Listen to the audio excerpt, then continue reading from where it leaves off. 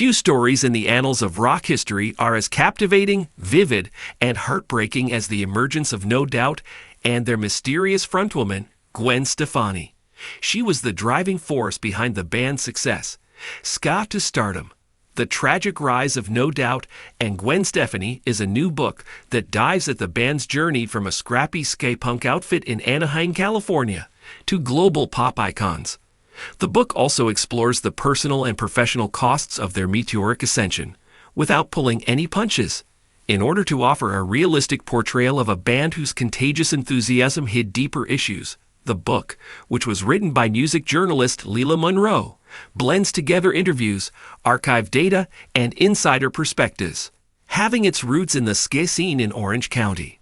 The tale of No Doubt begins in the late 1980s in the sun-drenched suburbs of Orange County, where a thriving ska and punk scene was flourishing.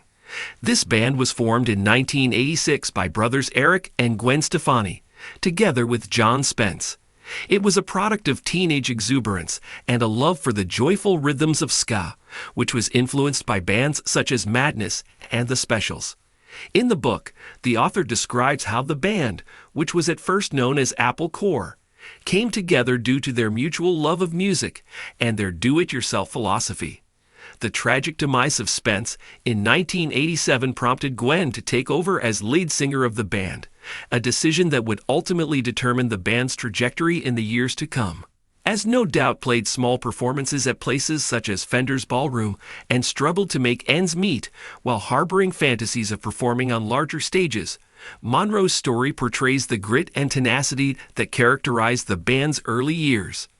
The lineup was completed with the inclusion of bassist Tony Kanal, drummer Adrian Young, guitarist Tom Dumont, and trumpeter Stephen Bradley. This resulted in the formation of a cohesive unit that successfully combined the syncopated rhythms of ska with the rough edge of punk. The book focuses on their self-titled first album, which was released in 1992. Despite the fact that it did not achieve economic success, the album demonstrated the band's potential with songs such as Trapped in a Box. Triumphant arrival with the Tragic Kingdom. The album Tragic Kingdom, which was released in 1995, was the record that brought No Doubt to the forefront of the media and music industry. There are multiple chapters that Monroe devotes to the development of the album, in which he describes the band's troubles with their record label, Interscope, as well as the personal agony that drove the emotional depth of the album. One of the most successful songs on the album was Don't Speak, a heartbreaking ballad that was inspired by Gwen's split with Cannell. This song became an anthem for a whole generation. The book explains how the song's unfiltered vulnerability struck a chord with millions of people, which ultimately led to the album selling more than 16 million copies all over the world. The tensions that appeared throughout this time period are not something that Monroe avoids discussing. As a result of the significant media attention that was directed toward Gwen as the dynamic frontwoman of the band, her comrades experienced feelings of being overshadowed. The departure of Eric Stefani in 1994, which occurred before to the release of Tragic Kingdom, is depicted as a devastating blow, and Gwen struggles with feelings of guilt as she thinks about her brother's departure. In the book, there are sad excerpts from Eric's journals in which he struggles with his decision to leave the band, caught between a sense of betrayal and pride in the band's success. The cost of being famous.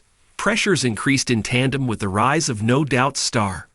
Their unrelenting traveling schedule, which brought them from small clubs to stadiums, is chronicled in this book, along with the toll that it took on their personal lives. A source of both public intrigue and private anguish, Gwen's connection with Cannell, which was once the driving force behind the band's creative spark, became a source of both. There are interviews with intimate friends that Monroe incorporates.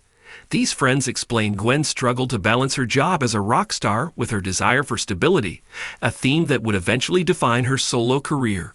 Monroe includes these interviews. In addition to this, the book examines the development of the band through the release of albums such as Return of Saturn, 2000, and Rocksteady, 2001. Despite the fact that Return of Saturn was a critical favorite, the introspective tone of the album did not match the economic success of Tragic Kingdom, which led to questions over the band's future course of action. The album Rocksteady, which featured dancehall, which may have turned off some of their early fans. Monroe contends that these developments were a reflection of Gwen's growing prominence and her desire to transcend genre boundaries. Monroe believes that this move caused the band's identity to be elevated while also causing it to be divided. The rise of Gwen Stefani as a solo artist and the breakup of No Doubt. At the beginning of the 2000s, Gwen's star power was more prominent than the band's collective identity. Her solo debut, Love, Angel, Music, Baby, which was released in 2004, is analyzed in the book as a daring jump into pop success. Hits such as Hollaback Girl helped to establish her as a cultural icon. Nevertheless, Monroe discloses the challenges that are occurring behind the scenes, such as Gwen's nervousness about going out on her own, the strain that her marriage to Bush vocalist Gavin Rossdale is experiencing, and the animosity her bandmates feel since they have been marginalized. During this time period, Adrian Young states that he felt like a backup player in Gwen's show. This interview is included in the book, which has an honest interview with Adrian Young. The pause that No Doubt took in 2003 is regarded as a low point, despite the fact that it was never formally confirmed as a dissolution. Monroe describes the manner in which the members of the band pursued various pursuits, with Cannell recording songs for other artists and Dumont exploring new creative endeavors. It is suggested in the book that the sabbatical was not so much about differences in creative expression as it was about tiredness and the burden of Gwen's disproportionately large popularity. The comeback and the redemption. The reformation of the band in 2009 and the publication of Push and Shove, 2012, are portrayed as an attempt to recapture their heritage in a way that is both regretful and exciting. Monroe recalls the recording process as being difficult since the band was attempting to regain their previous magic despite the fact that they were going through personal changes such as Gwen's new role as a mother, Cannell's changed goals, and the pressures of an industry that had moved on to newer artists. Despite the fact that Push and Shove was met with a variety of reactions from critics, the book portrays it as a demonstration of the band's tenacity, with songs such as Settle Down paying homage to their signature sound. With addition, Monroe delves into Gwen's parallel journey, which began with her coaching role on The Voice and culminated with her residency in Las Vegas, which established her as a prominent figure in popular culture. In spite of this, the book highlights the sorrow that occurred in her personal life, particularly her divorce from Rossdale in 2015, which was reminiscent of the heartbreak that occurred in Don't Speak over 20 years earlier. Monroe portrays Gwen as a symbol of strength and vulnerability by conducting interviews with confidence. She portrays Gwen as gracefully handling the highs and lows that come with fame, a tragedy that leaves a mark on a legacy. Secret to Stardom comes to a close with a contemplation on the legacy of No Doubt and the price that they paid for their fame. It is impossible to deny the band's impact on pop, ska, and punk music. They have inspired a great number of musicians to combine genres in a way that is both bold and honest. However, the book contends that their tale is one of tragedy as well as victory.